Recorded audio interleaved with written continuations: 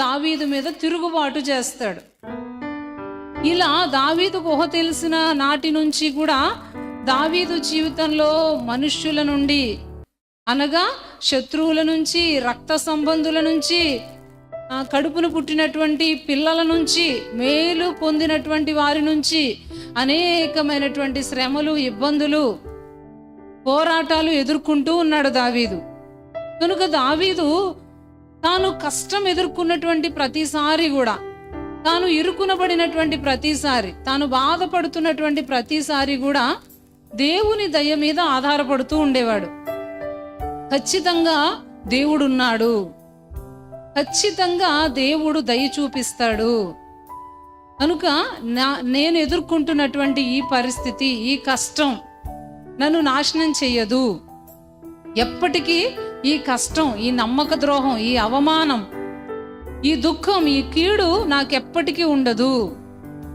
ఖచ్చితంగా దేవుడు దయ చూపించి ఈ పరిస్థితిలో నుంచి నన్ను బయటకు తీసుకొస్తాడు అని అనుకుంటూ దేవుని దయ మీద ఆధారపడేవాడట.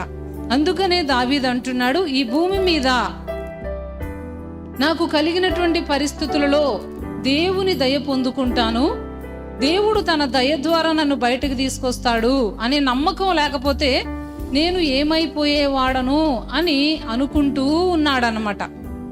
చాలా మంది దేవుని నమ్ముకున్నటువంటి పిల్లలు వారి భక్తిని గమనించుకోకుండానే ఏమనుకుంటారంటే, దేవుని నమ్ముకున్నాను, నాకు ఇన్ని పరిస్థితులు వచ్చాయి, నేను దేవుణ్ణే కదా నమ్ముకున్నాను, నేను మందిరానికే కదా, నేను చర్చికే కదా వెళుతున్నాను, నాకు ఇన్ని పరిస్థితులు వచ్చాయేంటి, నాకు ఇన్ని శ్రమలేంటి, నేను మందిరానికి వెళుతూ ఉన్నా నాకు ఈ కష్టం ఏంటి, నేను దేవుని నమ్ముకున్నా సరే నాకు ఈ ఇబ్బంది ఏంటి, నాకు ఈ చేతబడి ఎందుకు పనిచేస్తుంది, ఎందుకు ఈ శత్రు శోధన నా మీద ఏలుబడి చేస్తుంది, నేను దేవుని నమ్ముకున్నానే అయినా ఏంటో నాకు ఈ బాధలు, దేవుడు నాకు సహాయం చేయట్లేదే అన్నట్లుగా ఆలోచిస్తూ ఉంటారు. కానీ దావీదు అలాగూ ఆలోచించిన వాడు కాదు.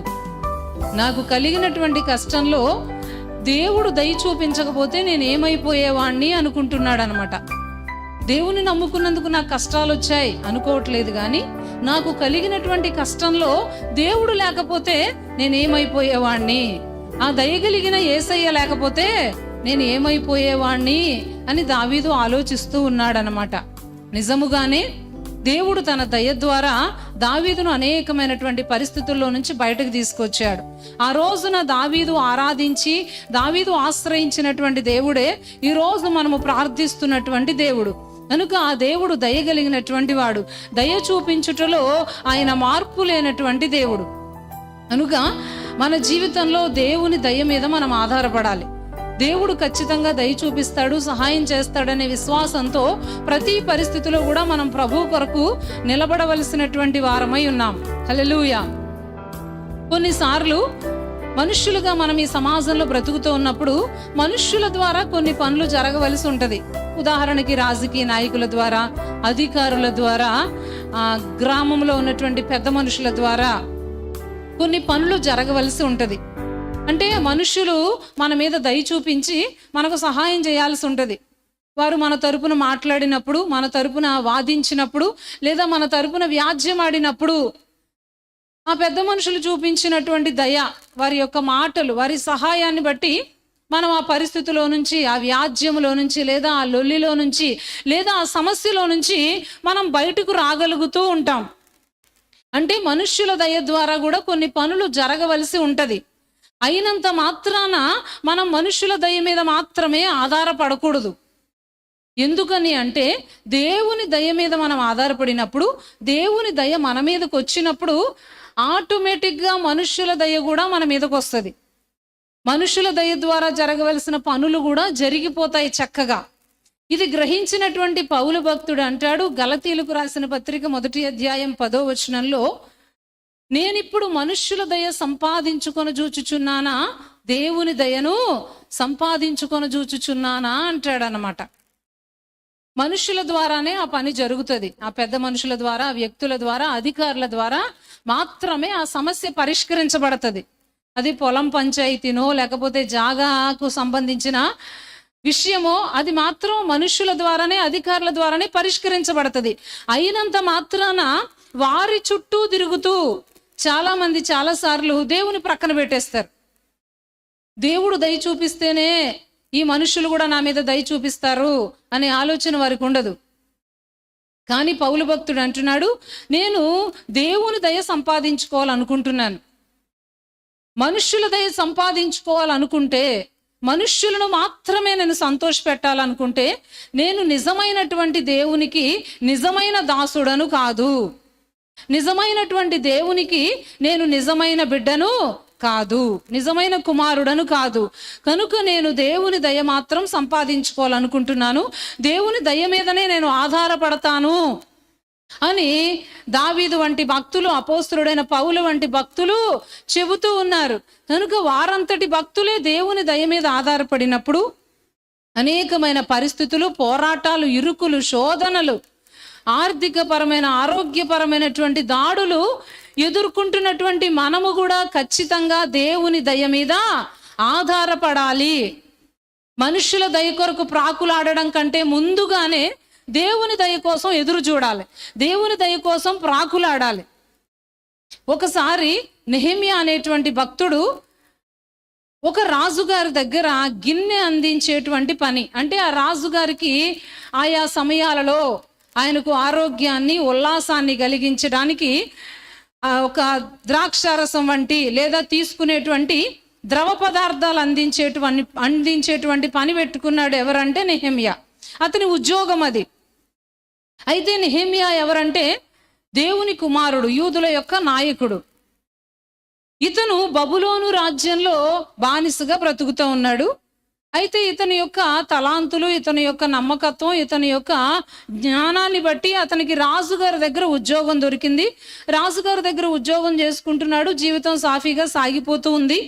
అయితే ఈ నెహెమ్యాకి ఒకసారి యెరూషలేము అనగా దేవుడు కోరుకున్నటువంటి పట్టణము పాడైపోయిందని, శత్రు పీడ చేత పట్టణం పూర్తిగా నాశనం చేయబడిందనే విషయం నెహెమ్యాకు తెలిసింది.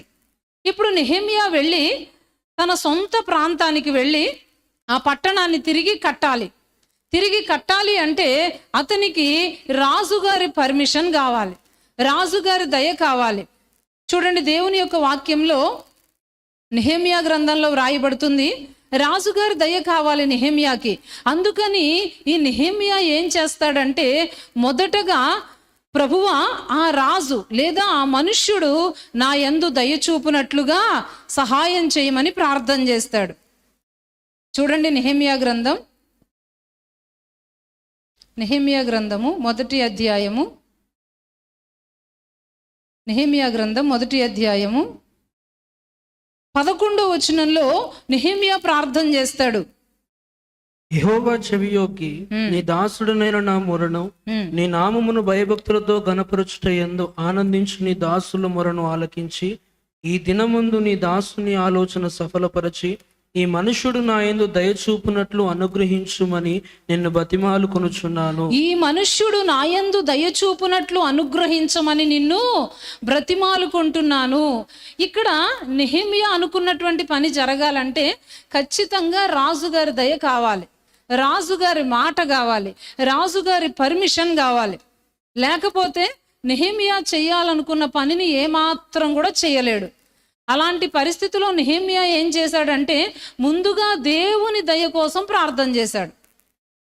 దేవుని దయ కోసం ప్రార్థన చేశాడు. చాలా మందికి కూడా ఏవైనా విషయం ఉందనుకోండి, ఏదైనా ఇల్లు గురించి మాట్లాడాలి, లేకపోతే ఏదైనా స్థలం గురించి మాట్లాడాలి, పెద్ద మనుషుల దగ్గరికి వెళ్ళాలనుకోండి, వాళ్ళు దేవుని పక్కన పెట్టేస్తారు, యేసయ్యను పక్కన పెట్టేసి ఆ మనుషుల చుట్టూ 1కి 10 సార్లు తిరుగుతూ ఉంటారు. ఎన్నిసార్లు తిరిగినా పని అవ్వదు, ఎన్నిసార్లు తిరిగినా ఆ పంచాయతీ తీరదు, ఎన్నిసార్లు తిరిగినా ఆ కేసు అనేది కొట్టివేయబడదు. కానీ ముందుగా ఏం చేయాలంటే, దయ చూపించే దేవుని దగ్గరకు రావాలి. ప్రభువా, నాకు పలానా జాగా విషయంలో, పలానా స్థలం విషయంలో, ఇదిగో పలానా పంచాయతీ ఉంది, కోర్టు కేసు ఉంది, పోలీస్ స్టేషన్లో కేసు ఉంది, ఇదిగో పెద్ద మనుషుల దగ్గర ఇలాంటి పంచాయతీ ఉంది, దీనిలో నుంచి నన్ను బయటకు తీసుకురండి అయ్యా అని ముందు దేవుని దయ కోసం ప్రాకులాడాలి, ముందు దేవుని దయ కోసం బ్రతిమాలుకోవాలి.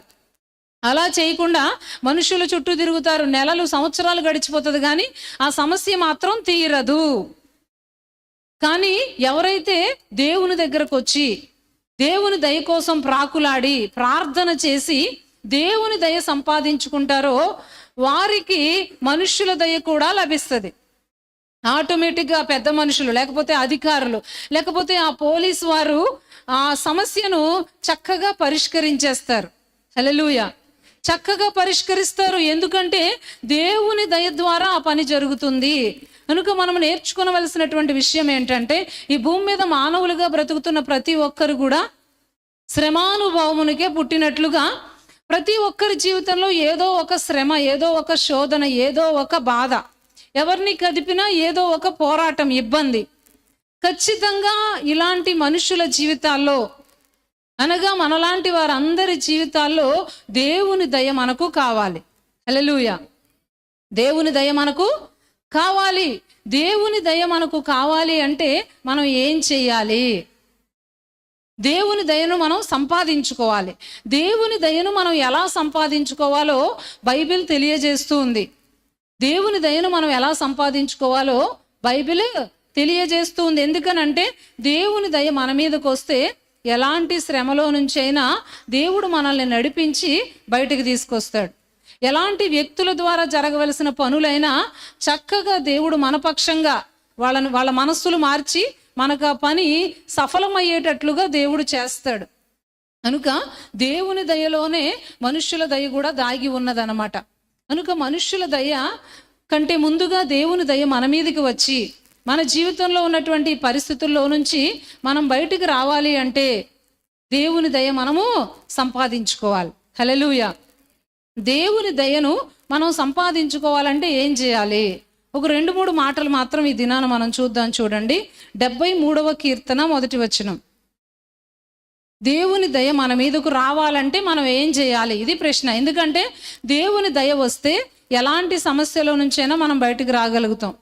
అది ఆరోగ్యపరంగా అయినా సరే, ఆర్థిక పరంగానైనా, మనుషుల ద్వారా జరగాల్సిన పనైనా, అధికారుల ద్వారా జరగాల్సిన పనైనా, ఎలాంటి సాతాను చేతబడి పీడైనా సరే మనం బయటికి రావాలంటే ఖచ్చితంగా దేవుని దయ మన మీదకి రావాలి.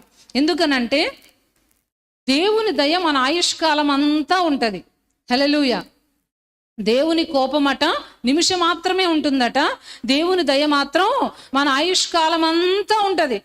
కనుక మనం జీవించినంత కాలం కూడా మనకి దేవుని దయ ఖచ్చితంగా కావాలి. కనుక మనం జీవించినంత కాలం కూడా మన మీద కప్పి, ఒక కిరీటం వల్లే మన మీద కప్పి మనల్ని కాపాడి ఆదరించి నడిపించి బయటకు తీసుకొచ్చేటువంటి దేవుని దయ మనకు కావాలంటే చూడండి, 73వ కీర్తన 1వ వచనం. ఇశ్రాయేలు ఎడల శుద్ధ హృదయుల ఎడల నిశ్చయముగా దేవుడు దయాళుడై ఉన్నాడు. 73వ కీర్తన 1వ వచనం చెబుతుంది, దేవుడు చూపించే దయ, దేవుడు చూపించేటువంటి దయ సంపాదించుకోవాలంటే ఏం చేయాలో బైబిల్ చెప్తుంది. మొట్టమొదటిది, దేవుడిచ్చేటువంటి దయ మనం పొందుకోవాలంటే ఇశ్రాయేలీలుగా మనం బ్రతకాలి. హల్లెలూయా. దేవుని దయ ఎవరి మీదకి వస్తుంది? ఇది ప్రశ్న. లేదా దేవుని దయ నా మీదకు రావాలంటే నేనేం చేయాలి? దానికి వాక్యం చెప్తున్నటువంటి జవాబు ఏంటంటే, దేవుని దయ నీవు పొందుకోవాలంటే ఇశ్రాయేలుగా మనం మార్చబడాలి. ఎలా మార్చబడాలి? ఇశ్రాయేలుగా మనం మార్చబడాలి. ఇశ్రాయేలు అనేటువంటిది ఒక దేశం, ఇశ్రాయేలు అనేటువంటిది ఒక జాతి. ఇశ్రాయేలు అనేటువంటిది ఒక జాతిని, ఇశ్రాయేలీ ప్రజలు. ఇశ్రాయేల్ అనేటువంటిది ఒక దేశం యొక్క పేరు. ఇశ్రాయేలీలు ఒక జాతి ప్రజలు. వారు దేవుని ప్రజలుగా పాత నిబంధన కాలంలో పిలువబడ్డారు. అయితే మనము ఇశ్రాయేలుగా మార్చబడటం అంటే దాని అర్థం ఏంటంటే, భౌతికంగా కాదు, శరీర సంబంధంగా మనము ఇశ్రాయేలుగా మార్చబడ్డం అనేది అసాధ్యం. భౌతికంగా మనం భారతీయులం, శరీర సంబంధంగా మనం భారతీయులం, తెలంగాణ ప్రజలము, తెలుగు వాళ్ళం. మనం ఇశ్రాయేలుగా మార్చబడటం అనేది భౌతికంగా అసాధ్యం. కానీ ఆత్మీయంగా మనం ఇశ్రాయేలుగా మార్చబడితే ఖచ్చితంగా దేవుని దయ మన మీద ఉంటుంది. ఈ రాత్రి దేవుని దయ నా మీద ఉండాలి, నా కుటుంబం మీద ఉండాలి, నా జీవిత కాలం అంతా దేవుని దయ నాకు కావాలి అనుకున్న ప్రతి ఒక్కరూ ఇశ్రాయేలుగా మార్చబడాలి.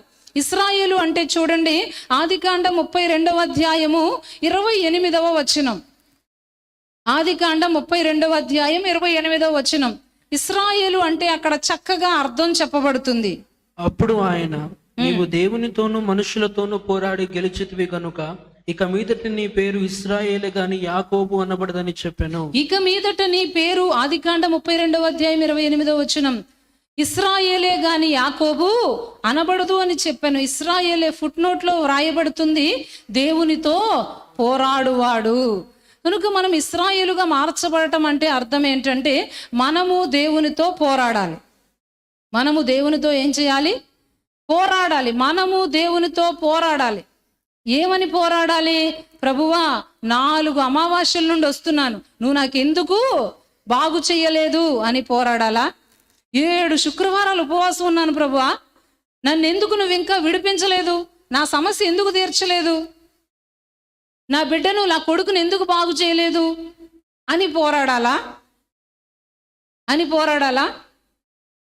ఇప్పటికి 2 సంవత్సరాలుగా మందిరానికి వస్తున్నాను ప్రభువా, ఈ 2 సంవత్సరాలుగా ప్రతి మంగళవారం ఉపవాసం ఉంటున్నాను, నువ్వు నా సమస్య ఎందుకు తీర్చలేదు అని అడగాల? అదే ఆ పోరాడటం అంటే. దేవునితో పోరాడటం అంటే అది కాదు. దేవునితో పోరాడటం అంటే ఆ రోజు రాత్రంతా కూడా యాకోబు దేవునితో పోరాడాడు. బైబిల్ చెబుతూ ఉంది, మగసిరి గలవాడై దేవునితో అతను పోరాడాడని. చూడండి, హోషియా గ్రంథము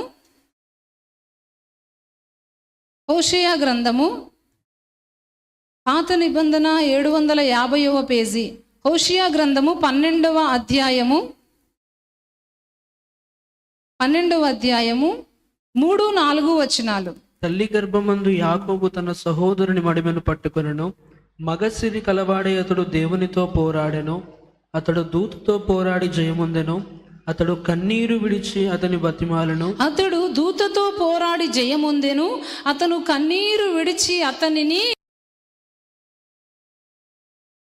ప్రభువారు పాత దేవుని దూతగా పిలవబడ్డారు, దేవుని దూతగా ప్రత్యక్షమయ్యారు. కనుక ఇక్కడ సాక్షాత్తు దేవుడు యాకోబు. అది ఎలాంటి పోరాటం అంటే, టైం పెట్టుకుని 3 నెలలు వచ్చాను ప్రభువా, 5 వారాలు ఉపవాసం ఉన్నాను ప్రభువా, 7 అమావాస్యలకు వచ్చాను ప్రభువా, ఇంకెప్పుడు చేస్తావు నాయనా అని ఇలాంటి అర్ధరహితమైనటువంటి పోరాటం కాదు, కానీ ప్రార్థనలో పోరాడాడు అతను. అందుకనే దేవుని వాక్యం రాయబడుతుంది, అతను ఎలాంటి పోరాటం చేశాడంటే కన్నీరు విడిచి దేవునిని బ్రతిమాలుకున్నాడు. కనుక ఇశ్రాయేలీలు అంటే ఎవరంటే కన్నీటి ప్రార్థన చేసేవారు. కన్నీటి ప్రార్థనతో దేవునితో పోరాడేవారే ఇశ్రాయేలీలు. కనుక దేవుని దయ ఎవరి మీదకి వస్తుంది అంటే, కన్నీటితో ఎవరైతే ఆయన బ్రతిమాలుకుంటారో వాళ్ళ మీదకి దేవుని దయ వస్తుంది. హల్లెలూయా. కనుక ఎన్నో పరిస్థితులు ఉన్నాయి, ఎన్నో పోరాటాలు ఉన్నాయి, కానీ ప్రార్థన తప్ప ఏదైనా చేస్తారు చాలా మంది. చాలా మంది ఇంట్లో ఎవరైనా ఒకరు ప్రార్థన చేస్తూ ఉంటే, నువ్వు చేస్తున్నావు కదా చాలే, నువ్వు చెయ్యి అని చెబుతూ ఉంటారు. నువ్వు చేస్తున్నావు కదా చాలే, సరిపోతుంది, నువ్వు చెయ్యి, నేను చేసుకుంటానులే, నాకు తెలుసులే, నీకు కనబడితేనే నేను ప్రార్థన చేసినట్ట అని ఇంటి వారితో వాదిస్తూ ఉంటారు కొంతమంది. కానీ యాకోబట్టండి మగసిరి గలవాడై దేవునితో పోరాడాడట. మగసిరి అంటే ఏంటి? ఈ రోజుల్లో యవనస్తులకు మగసిరి అంటే ఏంటంటే అమ్మా నాన్నల మాట వినకపోవడం. ఈ రోజుల్లో యవనస్తుల మగసిరి ఏంటంటే అమ్మా నాన్నల మాట వినకపోవడం. నాకు తెలుసులే, ఎలా ఉండాలో నాకు తెలుసు, అంతా నాకు తెలుసు, నువ్వు మాట్లాడకు అని చెప్పడం అన్నమాట ఈ రోజుల్లో మగసిరి. ఈ రోజుల్లో పెద్దవారి యొక్క ఒక నడి వయసు కలిగినటువంటి వివాహమైనటువంటి వారి యొక్క మగసిరి ఏంటంటే, నువ్వు వెళ్ళే చర్చికి నేను వస్తాను, కానీ అందరూ వస్తున్నారా ఏంటి? అందరు భర్తలు మందిరానికి వస్తున్నారా నేను రావడానికి? ప్రతిసారి చర్చి వెళదాం, నేను కూడా వెళదామని అంటున్నాను, కానీ ఇప్పుడు పని ఉంది కదా, డ్యూటీ మానుకొని రమ్మంటావా? ఆదివారం కూడా డ్యూటీకి వెళ్ళిపోవడం, ఆదివారం కూడా మందిరాన్ని మానుకొని పనులకు వెళ్ళిపోవడం. ఫలానా సిస్టర్ గారు వస్తున్నారు, వాళ్ళ ఆయన ఏమైనా మందిరానికి వస్తున్నాడా నేను రావడానికి అని వాళ్ళతో వీళ్ళతో పోల్చుకుని దేవుని మందిరానికి దూరం అయిపోవటం. వాళ్ళు తాగట్లేదేంటి, నేనే తాగుతున్నానా? వాళ్ళు చర్చికి వస్తూ వాళ్ళు తాగట్లేదా, వాళ్ళు తిరగట్లేదా, నేనే కనబడుతున్నానా నీ కళ్ళకి? నేను ఒక్కడనే తాగుతున్నాను భూమి మీద అని వాదించటం మగసిరి అనుకుంటున్నారు కొంతమంది. అమ్మా నాన్నలను ఎదిరించడం మగసిరి అనుకుంటున్నారు యవనస్తులు. మందిరానికి మానేసి ప్రార్థన మానుకొని క్రైస్తవులయ్యుండి కూడా, ఏర్పాటు చేయబడిన సంఘానికి చెందుండి కూడా నేనే తాగుతున్నానా, నేనే తిరుగుతున్నానా, ఎడదాంలే చర్చికి వచ్చే వారం పోదాంలే అని వాదించటం మగసిరి అనుకుంటున్నారు మరికొంతమంది. కానీ నిజమైన మగసిరి అంటే ఇక్కడ బైబిల్ తెలియజేస్తూ ఉంది, యాకోబు కన్నీరు విడిచి దేవుని బ్రతిమాలుకున్నాడంట. అది మగసిరి అని బైబిల్ స్టేట్మెంట్ ఇస్తూ ఉంది. కనుక కన్నీటి ప్రార్థన చేసేవారే నిజమైన ఇశ్రాయేలీలు. కనుక దేవుని దయ నీకు కావాలి అంటే, ఎంతో కాలముగా కదలకుండా పర్వతం వలె కొండ వలె నీ ముందు కనబడుతున్న సమస్య కదిలించబడాలి అంటే, అది చెల్లాచెదురైపోవాలి అంటే ఖచ్చితంగా కన్నీటి ప్రార్థన చెయ్యాలి. ప్రభువా నాకు సహాయం చేయండి, నీవే దిక్కు, నీవు తప్ప వేరొక ఆధారం లేదు అని కన్నీటి ప్రార్థన చేయాలి. కేవలం సిస్టర్స్ మాత్రమే కాదు.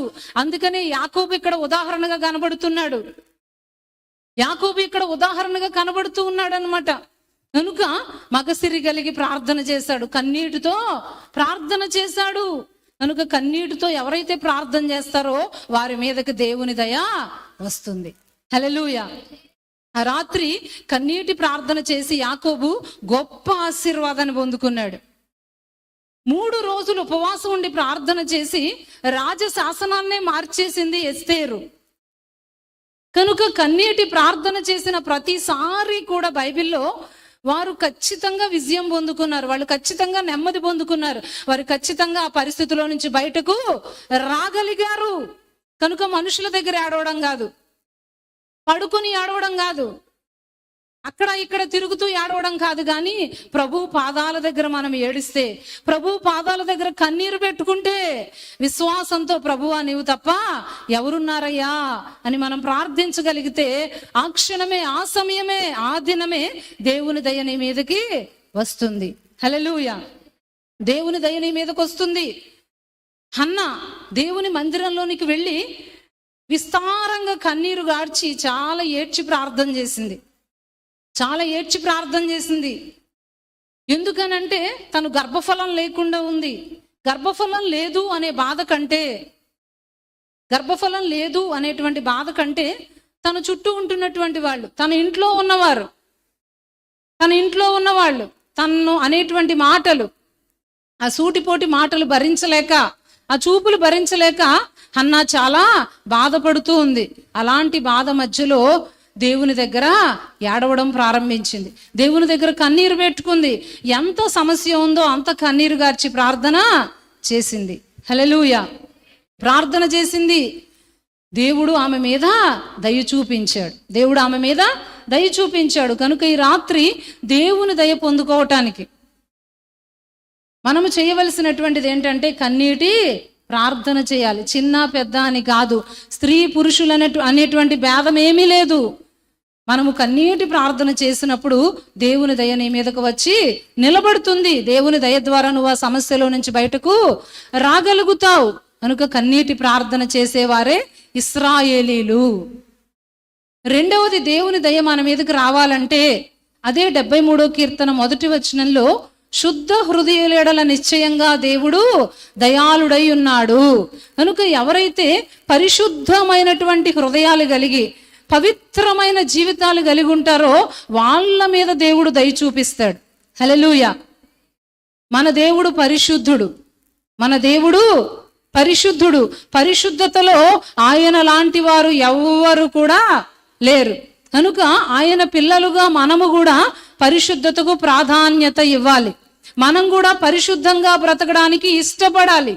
నీ పరిశుద్ధతను ఏదైతే పాడు చేస్తూ ఉందో, అది త్రాగుడే కానీ, తిరుగుడే కానీ, వ్యభిచారమే కానీ, సెల్ ఫోన్లో చూసేటువంటి పనికి మాలినటువంటి యాప్సే కానీ, సినిమాలే కానీ, నీ పరిశుద్ధతను ఏదైతే పాడు చేస్తూ ఉందో, దేవునికి నీకు మధ్య ఏదైతే ఒక అడ్డు గోడగా ఉంటూ ఉందో, ఆ పాపపు గోడను, ఆ అపవిత్రమైనటువంటి గోడను తొలగించుకొని ఎవరైతే పరిశుద్ధంగా బ్రతకడానికి ఇష్టపడతారో నిశ్చయంగా వారి మీద దేవుడు దయ చూపిస్తాడు. హల్లెలూయా. కనుక దేవుని పిల్లలంటే పరిశుద్ధంగా బ్రతికేవాళ్ళు. వాళ్ళ మాటలలో పరిశుద్ధత ఉండాలి, వాళ్ళ చూపులో పరిశుద్ధత ఉండాలి, వాళ్ళ నడవడిలో పరిశుద్ధత ఉండాలి. పరిశుద్ధత ఉండాలి. పరిశుద్ధత కొరకు ప్రయత్నం చేయాలి. హృదయ శుద్ధి గలవారు ధన్యులు. మత్తయి సువార్త 5:8 వాళ్ళు దేవుని చూస్తారు. పరిశుద్ధత లేకుండా ఎవరు ప్రభువుని చూడలేరు. కాబట్టి పరిశుద్ధత కలిగి ఉండడానికి ప్రయత్నం చేయండి అని బైబిల్ సెలవిస్తూ ఉంది. పరిశుద్ధత నేను చెప్పినంత మాత్రాన, మీరు విన్నంత మాత్రాన మనలోనికి రాదు. పరిశుద్ధంగా బ్రతకడానికి నువ్వు ప్రయత్నం చేయాలి. ఏదైతే నీ పరిశుద్ధతను పాడు చేస్తూ ఉందో, వాక్యాన్ని వింటున్నటువంటి నీవు నీ పరిశుద్ధతను పాడు చేస్తున్న వస్తువులకు, నీ పరిశుద్ధతను పాడు చేస్తున్న వ్యక్తులకు నీకు నీవే దూరముగా ఉండాలి. పరిశుద్ధంగా బ్రతకడానికి ఎవరైతే ప్రయత్నం చేస్తూ ఉంటారో వారి మీద ఖచ్చితంగా దేవుని దయ ఉంటుంది. ఎందుకంటే దేవుడు పరిశుద్ధుడు. పరలోకములో ప్రతిధ్వనించే పదం ఏంటో తెలుసండి? యెహోవా పరిశుద్ధుడు, పరిశుద్ధుడు, పరిశుద్ధుడు అనే పదము పరలోకములో ప్రతిధ్వనిస్తూ ఉంటుంది. దేవుడు సుగుణాలు కలిగినటువంటి వాడు. ఆయన బలవంతుడు, ఆశ్చర్యకరుడు, ఆలోచనకర్త, సమాధానకర్త, రక్షణకర్త. ఇలాగున దేవునికి ఉన్న సుగుణాలు చెప్పలేనన్ని ఉన్నాయి. కానీ పరలోకంలో మాత్రం మరలా మరలా వినబడేటువంటి పదం ఏంటో తెలుసా? యెహోవా పరిశుద్ధుడు, పరిశుద్ధుడు, పరిశుద్ధుడు అనేటువంటి పదము పరలోకములో ప్రతిధ్వనిస్తూ ఉంటుంది. ఎందుకని అంటే దేవుడు పరిశుద్ధుడు. పరిశుద్ధతలో ఆయన లాంటి వారు ఇంకెవరు కూడా లేరు. ఆయన పిల్లలు కూడా పరిశుద్ధంగా ఉండాలని దేవుడు కోరుకుంటూ ఉన్నాడు. ఎంతో కాలంగా దేవుని వాక్యాన్ని వింటూ దేవుడు సహాయం చేయాలని ఆశపడుతున్న దేవుని బిడ్డవు, దేవుని కుమారుడవైన నీవు పరిశుద్ధత విషయంలో ఏమాత్రం వెనకకు తీయకూడదు. నీ మాటలలో పరిశుద్ధత ఉండాలి ఖచ్చితంగా. నీ క్రియలలో పరిశుద్ధత ఉండాలి. హల్లెలూయా. చూడండి దేవుని యొక్క వాక్యంలో ఆదికాండం 39వ అధ్యాయం, ఆదికాండం 39వ అధ్యాయం 21వ వచనం. ఆదికాండం 39వ అధ్యాయం 21వ వచనం. అయితే యెహోవా యోసేపునకు తోడయ్యుండి అతని యందు కనికరపడి అతని మీద ఆ చెరసాల యొక్క అధిపతికి కటాక్షము కలుగునట్లు చేసెను. యోసేపు అనగా ఫలించడి కొమ్మ.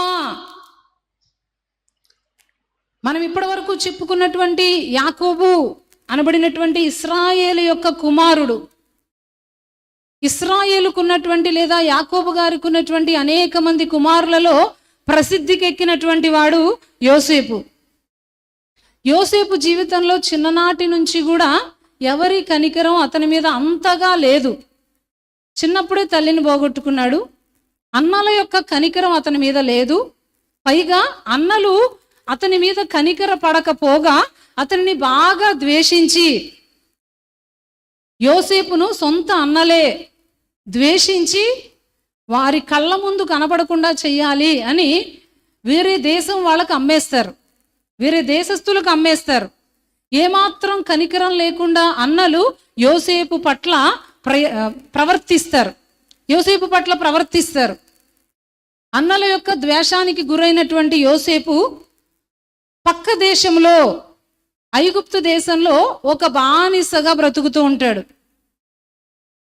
కానీ పరిశుద్ధంగా బ్రతకటానికి ఇష్టపడినటువంటి యోసేపు మీద దేవుని దయ ఎప్పటికీ ఉంటుంది. దేవుని దయ యోసేపు మీద ఉండటాన్ని బట్టి యోసేపు అంచెలంచెలుగా ఆశీర్వదించబడ్డాడు. హల్లెలూయా. దేవుడు ఎప్పుడైనా ఒక వ్యక్తిని ఆశీర్వదిస్తే అంచెలంచెలుగా ఆశీర్వదిస్తాడు. క్రమక్రమముగా దేవుడు ఒక వ్యక్తిని ఆశీర్వదిస్తాడు. కనుక దేవుని పిల్లలు ఎప్పుడు కూడా ఒకేసారి నాకు లాటరీ టికెట్ వచ్చినట్టుగా ఆశీర్వాదం వస్తుంది అని భ్రమపడకండి. ఒకేసారి ఆశీర్వాదం వచ్చేస్తుంది, ఆకాశంలోంచి ఊడి పడిపోతుంది అని భ్రమపడకండి. దేవుడు క్రమక్రమముగా తన పిల్లలను ఆశీర్వదిస్తాడు. ఆత్మలో వర్ధిల్లుతూ ఉన్న కొలది అన్ని విషయాలలో దేవుడు తన పిల్లలను వర్ధిల్ల చేస్తాడు. ఏదో మ్యాజిక్ చేసినట్టుగా అప్పటికప్పుడు ఏదో ఆశీర్వాదం వచ్చి ఆకాశంలోంచి డబ్బుల మూటలేమి ఊడి పడిపోవు. కానీ దేవుడు తన పిల్లలను నిశ్చయంగా ఆశీర్వదిస్తాడు, క్రమక్రమముగా ఆశీర్వదిస్తాడు. అంచెలంచెలుగా దేవుడు తన పిల్లలను అభివృద్ధి చేస్తాడు. కనుక అకస్మాత్తుగా ఏదో జరుగుతుందంట, అక్కడేదో గని ఉందంట, అక్కడేదో లాటరీ తగులుతుందంట, అక్కడ ఏదో చేస్తే ఒకేసారి పైసలు వచ్చేస్తాయంట అని చెప్పి ఎక్కడో ఎవరో ఏదో చెప్తే అలాంటివి విని దయచేసి మోసపోకండి.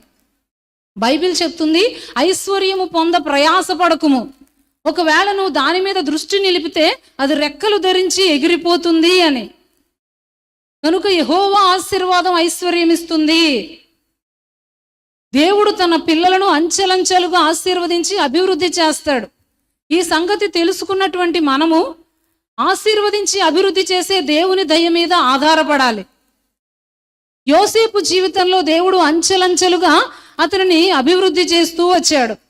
కనుక ఐగుప్తు రాజ్యంలో బానిసగా ఒక అధికారి ఇంటిలోనికి వెళ్ళినటువంటి యోసేపు అదే అధికారి ఇంటిలో సూపర్వైజర్ స్థాయికి వెళ్ళిపోయాడు.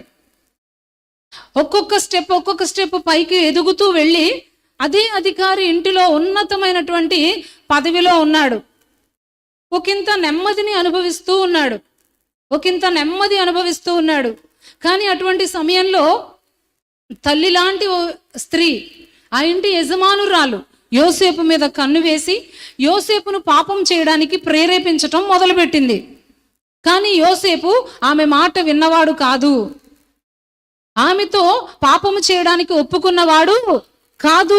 పరిశుద్ధత కలిగి ఉండడానికి చక్కగా ప్రయత్నం చేసినవాడు. హల్లెలూయా. అందరూ చేతులెత్తి చెప్దాం, హల్లెలూయా, హల్లెలూయా. పరిశుద్ధత కలిగి ఉండడానికి చక్కగా ప్రయత్నం చేసిన వాడు యోసేపు. ఆ మాటలకు పడిపోయినవాడు కాదు, ఆ ప్రయత్నాలకు పడిపోయినవాడు కాదు, ఆ చూపులకు పడిపోయినవాడు కాదు. పరిశుద్ధతకు ప్రాణాలు పోగొట్టుకోవడానికైనా ఇష్టపడ్డాడు. పరిశుద్ధత కోసం నిలబడి చెరసాలకు వెళ్ళిపోవడానికైనా ఇష్టపడ్డాడు యోసేపు. కనుక పరిశుద్ధంగా నిలబడ్డాడు యోసేపు. ఆ పాపిష్టురాలు ఏం చేసిందంటే, ఒక రకంగా చెప్పాలంటే కన్న కొడుకు లాంటి, కొడుకుతో సమానుడైనటువంటి యోసేపు మీద ఏమాత్రం కనికరపడకుండా నింద మోపి చెరసాలకు పంపించేసింది.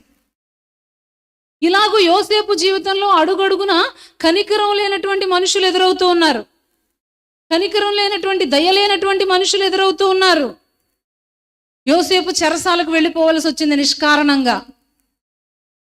కానీ దేవుని వాక్యంలో మనం చదువుకున్నాం, 21వ వచనం 39వ అధ్యాయం ఆదికాండంలో, అయితే యెహోవా యోసేపునకు తోడయుండి అతని యందు కనికరపడి అతని మీద దయ చూపించాడు. చెరసాలలో ఉన్న యోసేపు మీద దేవుడు దయ చూపించాడు. హల్లెలూయా.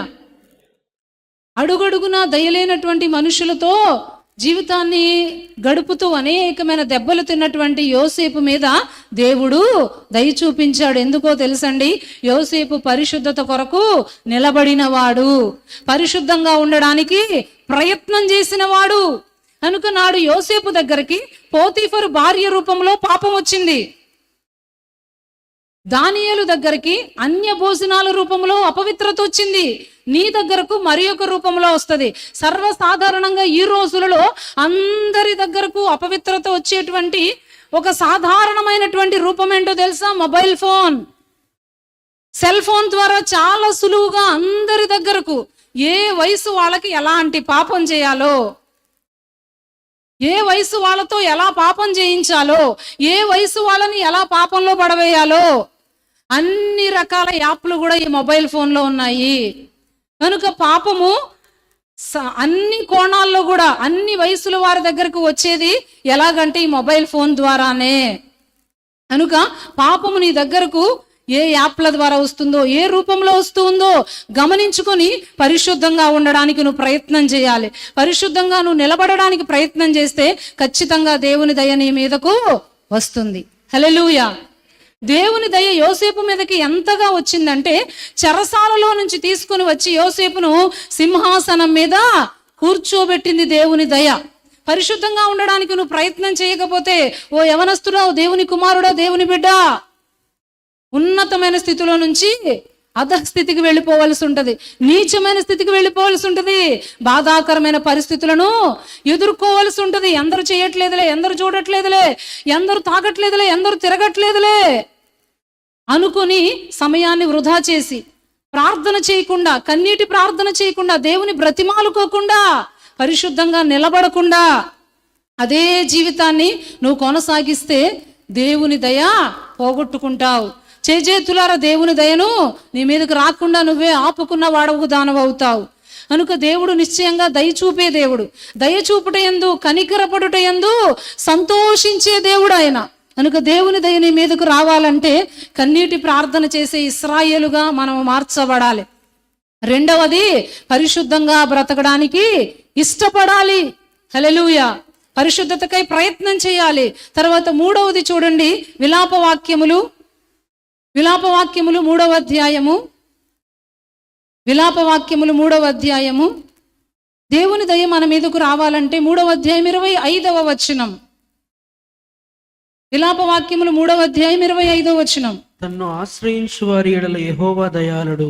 తన్ను ఆశ్రయించిన వారి ఎడల దేవుడు దయాళుడు. తన్ను వెదకు వారి ఎడల ఆయన దయచూపువాడు. విలాపవాక్యములు 3వ అధ్యాయం 25వ వచనం చదవబడింది. ఎవరు తనను ఆశ్రయిస్తారో వారి మీద దేవుడు దయ చూపిస్తాడు. హల్లెలూయా. ఎవరు తనను ఆశ్రయిస్తారో ఖచ్చితంగా వారి మీద దేవుడు దయ చూపిస్తాడు అనమాట. దేవుని ఆశ్రయించటం అంటే దేవుని మీద ఆధారపడటం. దేవుని మీద ఆధారపడటం. ఆశ్రయించటం అంటే కష్టకాలంలో నమ్ముకొనదగిన సహాయం. ఆపద సమయంలో మనము దాగుకొనగలిగిన ఒక చోటు ఆశ్రయము అంటే. కనుక దేవుని నువ్వు ఆధారంగా చేసుకుంటే, దేవుని మీద నువ్వు ఆధారపడితే, దేవుని నువ్వు ఆశ్రయంగా చేసుకుంటే దేవుడు నీ మీద దయ చూపిస్తాడు. చూడండి, దానియేలు గ్రంథం 3వ అధ్యాయం 28వ వచనం. ఇక్కడ దేవుని ఆశ్రయించినటువంటి భక్తులు కనబడుతున్నారు. వారు ఎలా ఆశ్రయించారో మనం నేర్చుకోగలిగితే మనము కూడా అలాగున దేవుని మీద ఆధారపడినప్పుడు దేవుని దయ మన మీద నిలిచి ఉంటుంది. నెబుకద్నెజరు దానియేలు గ్రంథము 3వ అధ్యాయము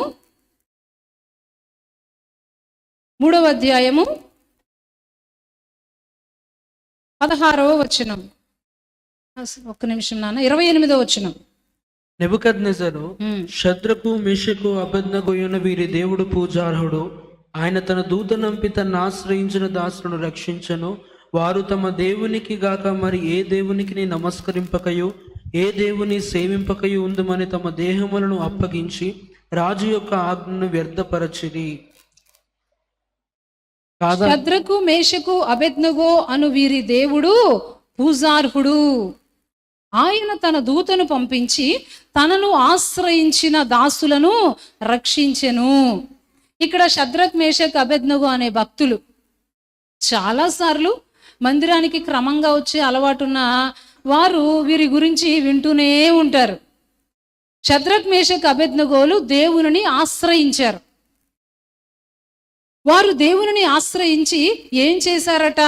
తమ దేవునిని గాక మరి ఏ దేవునికి నమస్కరించమని, ఏ దేవుని కూడా మేము సేవించమని తమ దేహములను అప్పగించి రాజు యొక్క ఆజ్ఞను వ్యర్థపరిచారు. అంటే ఎంతగా వీరు దేవుని ఆశ్రయించారంటే, ఎంతగా దేవుని మీద ఆధారపడ్డారంటే, మా ప్రాణాలైనా పోగొట్టుకుంటాం తప్ప, మా ప్రాణాలైనా వదులుకుంటాం తప్ప దేవుని సేవించటం మాత్రం మేము మానుకోము. ఆయన ప్రార్థించటం మానుకోము, ఆయనను ఆరాధించటం మేము మానుకోము అని నిలబడ్డారు. అది దేవుని ఆశ్రయించడం అంటే. హల్లెలూయా. దేవుణ్ణి ఆశ్రయించడం అంటే ఏ ఎండగా గొడుగు పట్టినట్లుగా ఉండకూడదు.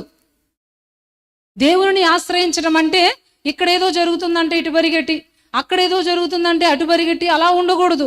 ఎంత కష్టమైనా, ఎలాంటి పరిస్థితి అయినా దేవుని మీదనే ఆధారపడాలి, యేసయ్య మీదనే ఆధారపడాలి, యేసయ్య కొరకే బ్రతకాలి, యేసయ్యనే ప్రార్థించాలి, యేసయ్య మందిరానికే రావాలి, ఆయనను మాత్రమే మొక్కాలి, ఆయననే సేవించాలి. ఆ రోజుల్లో రాజుగారు ఒక శాసనాన్ని విడుదల చేశారు. నేను నిలవబెట్టించినటువంటి మా దేవతకే రాజ్యంలో ఉన్న వారందరూ కూడా నమస్కారం చేయాలి.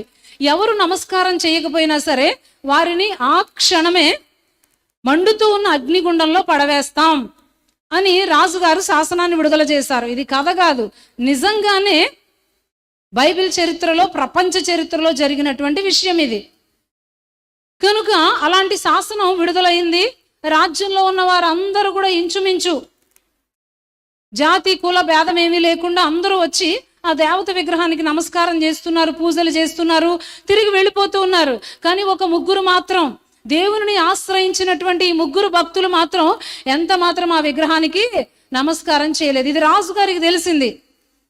తెలిసి, ఏంటి మీరు ఎందుకని ఈ మా దేవతకు నమస్కారం చేయలేదు? మీకు తెలియదా? నేను వేసినటువంటి ఆజ్ఞ, నేను వేసిన ఆర్డర్ మీకు తెలియదా?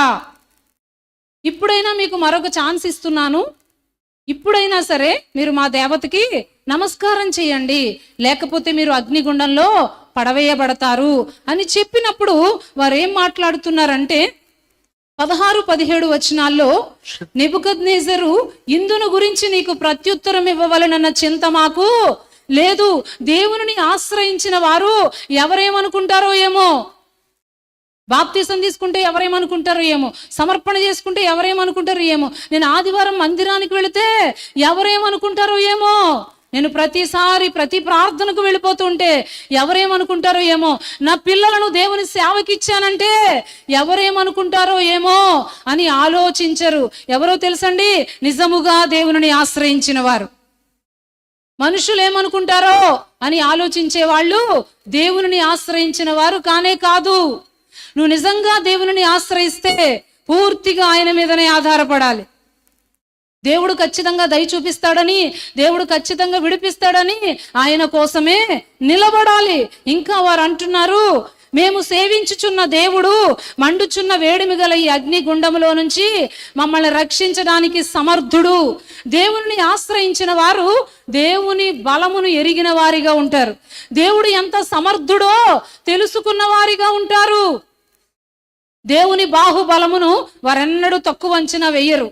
ఈ చిన్నదైతే దేవుడు బాగు చేస్తాడేమో, ఈ పెద్దదాన్ని దేవుడు బాగు చేయలేడేమో, ఈ చిన్న చేతబడైతే దేవుడు విడిపిస్తాడేమో, ఇంత పెద్ద చేతబడి, ఇంత పెద్ద రోగం, ఇంత పెద్ద పరిస్థితి, ఇన్ని సంవత్సరాలు అయిపోయింది పిల్లలు పుట్టగా, దేవుడు దీనిని చెయ్యలేడేమో అనుకుంటారు. ఎవరో తెలుసండి?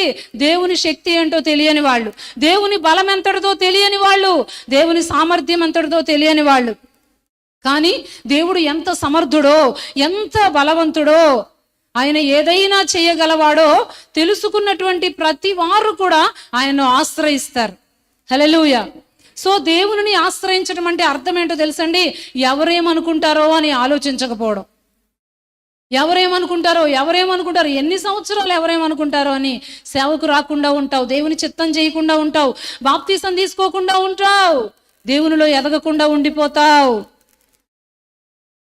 ఇంకా కొంతమంది, నేను ఈ పాపం మానేస్తే ఎవరేమనుకుంటారో ఏమో, పలానా వాళ్ళతో ఇప్పటిదాకా కాంటాక్ట్ కొనసాగించాను, పలానా వాళ్ళతో ఇప్పటిదాకా అక్రమమైనటువంటి సంబంధాన్ని కొనసాగించాను, మానేస్తే వాళ్ళు ఏమనుకుంటారో ఏమో అని ఆలోచించే వాళ్ళు కూడా లేకపోలేదు.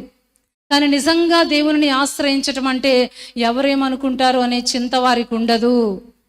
ఎవరేమనుకుంటారో అనే చింత వారికి ఉండదు. విశ్వాస విషయంలో మోమాటం లేని వారై దేవుని మీదనే వారు ఆధారపడతారు. దేవునికి ఇష్టం కాని ఆ పాపం ఎంతటిదైనా విడిచిపెట్టేస్తారు. తర్వాత రెండవది, దేవుని సామర్థ్యం ఎంతటిదో తెలుసుకుంటారు. వాళ్ళు దేవుని బలం ఎంతటిదో తెలుసుకుంటారు. ఆయన ఏదైనా చెయ్యగలడు. హల్లెలూయా. ఆయన ఏదైనా చేయగలడు. శరీరమా బాగు చేయగలడు, ఆత్మనా బాగు చేయగలడు, ప్రాణాన్నా కాపాడగలడు, అప్పులా తీర్చగలడు. అందుకని బైబిల్లో అనేకమైన విషయాలు, పాత నిబంధనలో, క్రొత్త నిబంధనలో ఆయనను ఆశ్రయించిన వారి ఎడల, ఆయన దగ్గరకు వచ్చిన వారి ఎడల దేవుడు పరిష్కరించినటువంటి అనేక సమస్యలను గురించి బైబిల్ తెలియజేస్తూ ఉంది. కనుక దేవుడు తనను ఆశ్రయించిన వారి ఎడల దయ చూపించే దేవుడు. హల్లెలూయా. ఇంకా దేవుని ఆశ్రయించిన వారు ఏమనుకుంటారో తెలుసండి? 18వ వచనం, ఒకవేళ ఆయన రక్షింపకపోయినను రాజా, నీ దేవతలను మేము పూజింపమని నీవు నిలవబెట్టించిన ప్రతిమకు నమస్కరించమని తెలుసుకో. దేవుని నిజంగా ఆశ్రయించడం అంటే ఏంటో తెలుసండి? దేవుడు సమర్థుడు. ఈ సమస్య నుంచి నన్ను బయటకు తీసుకొస్తాడు. ఒకవేళ ఆయన తీసుకురాకపోయినా, ఒకవేళ ఆలస్యమైనా సరే, ఒకవేళ నేను అడుగుతున్నది దేవుని చిత్తంలో లేకపోయినా సరే, నేను మాత్రం దేవుని విడిచిపెట్టేది లేనే లేదు. హల్లెలూయా. ఆయనకు దూరంగా బ్రతికేది లేనే లేదు. ఎందుకంటే ఆయన నాకు పరలోకాన్ని ఇచ్చే దేవుడు, ఆయన నాకు మేలు చేసే దేవుడు, ఆయన నా మేలు కోరుకునే దేవుడు, నా మేలు గురించి నాకంటే ఎక్కువగా ఆలోచించే దేవుడు. కాబట్టి నేను అడుగుతున్నది, నేను ప్రార్థిస్తున్నది, నేను ఎదురు చూస్తూ ఉన్నది, ఒకవేళ ఆయన చిత్తంలో లేకుండా జరగకపోయినను నేను మాత్రం ప్రార్థించుట మానను, ఆరాధించుట మానను, ఆయన సేవ చేయడం మానను, ఆయన చిత్తాన్ని చేయడం మానను అని నిలబడతారు. వారే కదా దేవునిని ఆశ్రయించిన వారు. హల్లెలూయా. నెబుకద్నెజర్ అంటున్నాడు, దేవుని ఆశ్రయించిన ఈ ముగ్గురు భక్తులను చూడండి, వీరు నిజంగా దేవుని ద్వారా విడిపించబడ్డారు, వీరు దేవుడు నిజంగా పూజార్హుడు అని ఒక అన్యుడైనటువంటి రాజు సాక్ష్యం ఇస్తా ఉన్నాడు. ఎలాగో ఆ భక్తులు దేవుణ్ణి ఆశ్రయించారంటే ఎవరేమనుకుంటారనే టెన్షన్ లేకుండా దేవుని మీద ఆధారపడి భక్తి చేశారు వాళ్ళు. హల్లెలూయా. దేవుని సామర్థ్యం ఎంతటిదో, దేవుని బలం ఎంతటిదో నమ్మి దేవుని బలం మీద ఆధారపడ్డారు వాళ్ళు.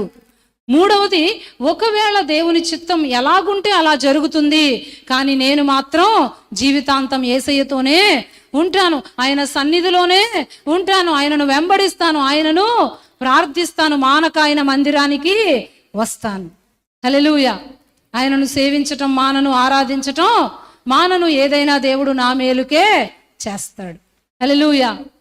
ఏదైనా దేవుడు నా మేలుకే చేస్తాడు అనుకుంటారు. ఎవరో తెలుసా? దేవుని నిజముగా ఆశ్రయించిన వారు. హల్లెలూయా. కనుక దేవుడు దయ చూపించే దేవుడు. ఎవరి మీద ఆయన దయ చూపిస్తాడంటే కన్నీటితో ప్రార్థించే వారి మీద దేవుడు దయ చూపిస్తాడు. హల్లెలూయా. కనుక ఎవరో ప్రార్థిస్తారు, ఎవరో ఏదో చేస్తారు, దానికంటే ముందు దేవుడు నిన్ను స్వయంగా దర్శించాలనుకుంటున్నాడు, దేవుడు నీతోనే మాట్లాడాలనుకుంటున్నాడు, దేవుడే స్వయంగా నిన్ను ముట్టాలి అనుకుంటున్నాడు, దేవుడే స్వయంగా నీకు జవాబు ఇవ్వాలి అనుకుంటున్నాడు. అది ఎలా సాధ్యమవుతుందో తెలుసా? నువ్వు కన్నీటితో ప్రార్థన చేయడం ద్వారా. హల్లెలూయా. దైవజనుల ద్వారా నీకు కార్యం జరగాలన్నా నీవు కన్నీటితో బ్రతిమాలుకుంటే దేవుడు దాన్ని చెయ్యాలి. దేవుడు చెయ్యలేనప్పుడు, దేవుడు చెయ్యనప్పుడు మనుషులు కూడా ఏం చేయలేరు. దేవుడు సంకల్పించినప్పుడు దైవజనులు కూడా ఏమీ చేయలేరు. కానీ దేవుడు సంకల్పిస్తే, దేవుడు దయ చూపిస్తే, దేవుడు చేస్తే ఆటోమేటిక్గా నీకు స్వస్థత, విడుదల, నెమ్మది, జయము కలుగుతుంది. అలాగున దేవుడు నీ మీద దయ చూపించి కార్యం జరిగించాలంటే మొట్టమొదటిగా కన్నీటితో దేవుణ్ణి బ్రతిమాలుకోవాలి. హల్లెలూయా. కన్నీటితో దేవుణ్ణి బ్రతిమాలుకోవాలి. రెండవది, పరిశుద్ధంగా బ్రతకడానికి తీర్మానం చేయాలి. పరిశుద్ధంగా బ్రతకడానికి తీర్మానం చేయాలి. మూడవది, దేవునిని మాత్రమే ఆశ్రయించాలి. దేవుణ్ణి మాత్రమే ఆశ్రయించాలి. అమావాస్య రోజేమో మందిరానికి వచ్చి మిగిలిన రోజుల్లో ఎక్కడో తాయెత్తులంట, ఎక్కడో మంత్రాలంట, ఎక్కడో ఏదో అంట అంటే పొరపాటును కూడా పరిగెత్తకూడదు. హల్లెలూయా. దేవుని ఆశ్రయిస్తే ఎవరో కాదు, స్వయంగా దేవుడే నీకు సహాయం చేస్తాడు, స్వయంగా దేవుడే నిన్ను ఆదుకుంటాడు, స్వయంగా దేవుడే నీకు కన్నీరు తుడుస్తాడు. హల్లెలూయా. కనుక మన దేవుడు ఎవరంటే దయ చూపించే దేవుడు. మన దేవుడు ఎవరు? సో ఈ రాత్రి దేవుని దయ ఎవరికి కావాలి? దేవుని దయ ఎవరికి కావాలి? మనందరికీ కావాలి. దేవుని దయ మనందరికీ కావాలి. దేవుని దయ మనం సంపాదించుకోవాలంటే కన్నీటి ప్రార్థన చేయాలి. రెండవది, పరిశుద్ధంగా బ్రతకడానికి తీర్మానం చేయాలి. చాలా తగ్గిపోయానులే, కొంచెం కొంచెమే తీసుకుంటున్నా, కొంచెం కొంచెమే అని సమర్థించుకోవద్దు. పూర్తిగా విడిచిపెట్టి పరిశుద్ధంగా బ్రతకడానికి తీర్మానం చేయాలి. అప్పుడు నీ మీదకు దేవుని దయ వస్తుంది. యోసేపు మీద దేవుని దయ వచ్చిందండి. యోసేపు మీద దేవుని దయ రావడాన్ని బట్టి యోసేపు తన తోబుట్టువులందరి మీద దయ చూపించగలిగాడు, తన తండ్రి ఇంటి వారు అందరి మీద దయ చూపించగలిగాడు. యోసేపు మీదకు వచ్చినటువంటి దేవుని దయ ఐగుప్తీయులందరి మీద, ఇశ్రాయేలీలందరి మీద కూడా నిలిచి ఉంది అన్నమాట. అంటే ఒక మనిషి మీద దేవుని దయ వస్తే కొన్ని వేల లక్షల మంది ఆ దయ ద్వారా నెమ్మది పొందుకున్నారు, ఆదరణ పొందుకున్నారు. కనుక నీ మీద దేవుని దయ వచ్చేటట్లుగా నువ్వు బ్రతికితే, అనగా పరిశుద్ధంగా నిలబడడానికి నువ్వు తీర్మానం చేసుకుంటే దేవుని దయ నీ మీదకి వస్తుంది. నీ ద్వారా నీ కుటుంబం, నీ స్వాధ్యనులు, నీ ఉంటున్నటువంటి ప్రాంతము కూడా దేవుని దయతో నింపబడుతుంది, కప్పబడుతుంది. మూడవది, దేవుని దయ ఆయనను ఆశ్రయించిన వారి మీదకు వస్తుంది. కనుక నిజముగా నువ్వు దేవుని ఆశ్రయిస్తే ఎవరేమనుకుంటారో, కులమేమనుకుంటుందో, ఊరేమనుకుంటుందో, వాళ్ళేమనుకుంటారని ఆలోచించొద్దు. దేవుని మీద ఆధారపడి ఒక పౌరుషం కలిగి, షడ్రక్ మేషక్ అబేద్నెగోలు చూడండి, చాలా పౌరుషంగా మాట్లాడతారు అక్కడ. అది దైవికమైన పౌరుషం, ఆత్మ సంబంధమైన పౌరుషం. అది పనికి మాలిన రోషం కాదు, దేవుని నీతిని నెరవేర్చలేనటువంటి కోపం కాదు, అది ఆత్మ సంబంధమైన రోషం. కనుక దేవుని ఆశ్రయించిన వారు ఆత్మీయ రోషం కలిగి ఉంటారు. దేవుని ఆశ్రయించిన వారు దేవుని బలం ఎంతటిదో తెలుసుకుని ఆ బలం మీద మాత్రమే ఆధారపడతారు. హల్లెలూయా. దేవుని ఆశ్రయించిన వారు దేవుని చిత్తమే జరుగునుగాక, ఏది జరిగినా నా మంచికేనని భావిస్తారు. అలాగూ భావించిన ఈ ముగ్గురు భక్తులను అగ్ని బలములో నుంచి దేవుడు బయటకు తీసుకొచ్చాడు. కనుక అనేక సమస్యలు, శ్రమలు, పోరాటాలు వేధిస్తూ ఉండగా దేవుని దయ మీ మీదకు వచ్చి మీరు విడుదల పొంది నెమ్మదిగా ఉండాలని ఆశపడుతూ దేవుని దయను సంపాదించుకోవటానికి, తగిన క్రియలు చేయటానికి పరిశుద్ధాత్మ దేవుడు మీకు సహాయం చేయాలని ఆశిస్తూ ఈ మాటలు ముగిస్తూ ఉన్నాను. వాక్యం ఫలించినట్లుగా కృప కలుగునుగాక.